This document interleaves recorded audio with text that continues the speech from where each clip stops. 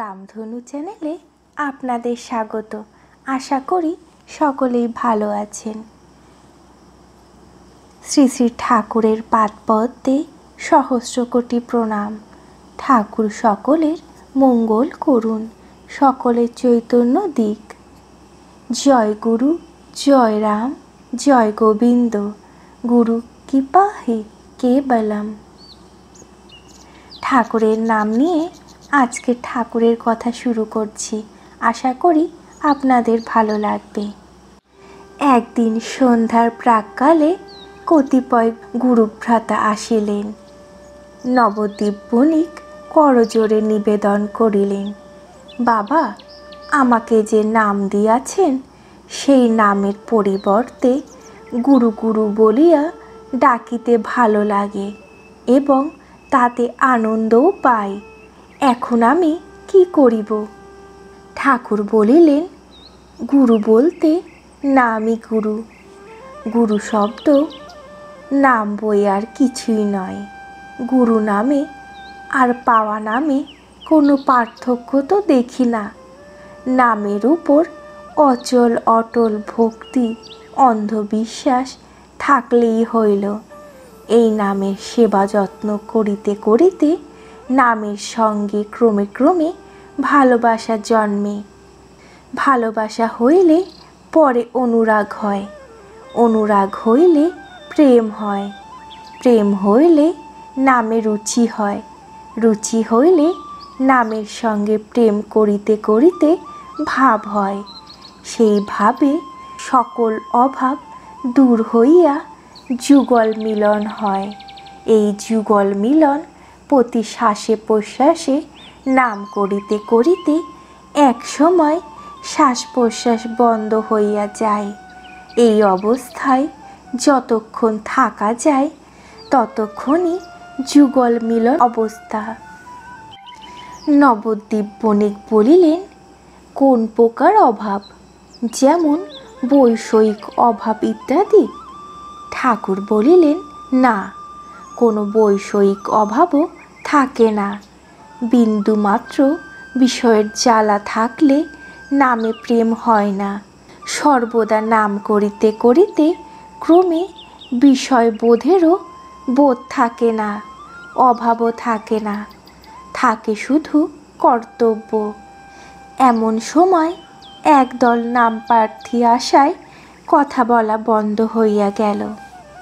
প্রতিদিন নাম প্রার্থীর ভিড় হইত বলিয়া দিবা 11টা হইতে 3টা পর্যন্ত দরজা বন্ধ রাখা হইত। একটানা ঘণ্টার পর ঘণ্টা অনর্গল বেদ, বেদান্ত, উপনিষদ, গীতা, ভগবত, রামায়ণ, মহাভারত, অষ্টাদশ পুরাণ হইতে উপদেশাদি উদ্ধৃত করিয়া সরলভাবে অর্থ করিয়া বুঝাইয়া দেওয়ায় কি যে শক্তি ব্যয় হইত তাহা সহজেই অনুমেয়। বিশেষত ঠাকুর শ্রীমুখে ব্যক্ত করিয়াছিলেন। নিরাকার ব্রহ্ম হইতে যখন তিনি সাকার ব্রহ্মে অপ্রকৃত দেহ ধারণ করিয়া জীব কল্যাণে আবির্ভূত হন, তখন জীবোপম সুখ দুঃখ ভোগ করেন।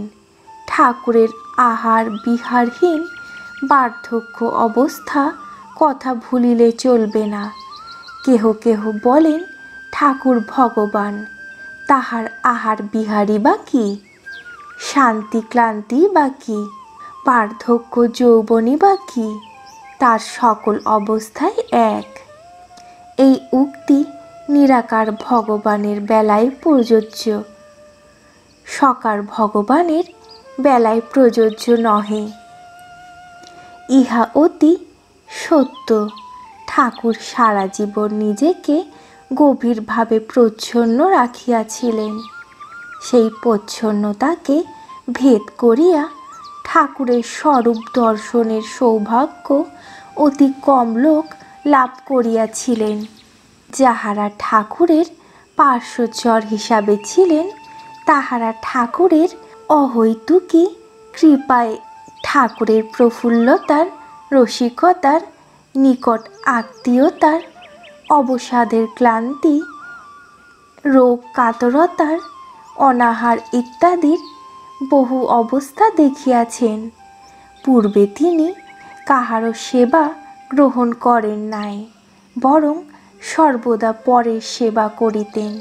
শুধু বার্ধক্য সেবার সুযোগ দেবার জন্যই যেন ঠাকুর অন্যের প্রাক্তন দণ্ড ভোগ নিজের ওপর আকর্ষণ করিয়া আনিয়া রোগ যন্ত্রণায় অধীর হইয়া পড়িতেন, যাহার ফলে পার্শ্বচরেরা শ্রীদেহ সেবা পরিচর্যাদি করিবার ভাগ্যে ভাগ্যবান হইয়াছিলেন।